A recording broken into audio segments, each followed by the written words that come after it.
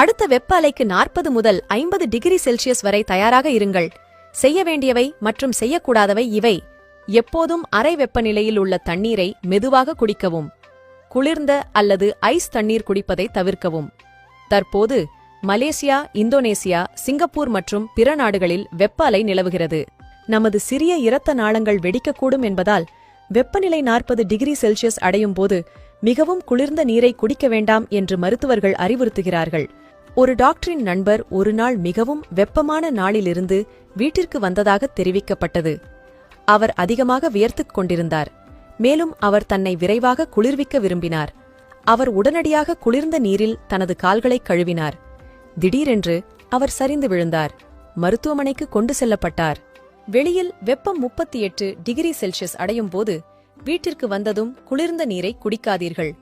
வெதுவெதுப்பான நீரை மட்டும் மெதுவாக குடிக்கவும். உங்கள் கைகள் அல்லது கால்கள் கடுமையான வெயிலில் வெளிப்பட்டால் உடனடியாக கழுவ வேண்டாம். கழுவுவதற்கு அல்லது குளிப்பதற்கு முன் குறைந்தது அரை மணி நேரம் காத்திருக்கவும். ஒருவர் வெப்பத்திலிருந்து குளிர்விக்க விரும்பினார். உடனடியாக குளித்தார். குளித்த பிறகு அந்த நபர் கடுமையான தாடை மற்றும் பக்கவாதத்துடன் மருத்துவமனைக்கு கொண்டு செல்லப்பட்டார்.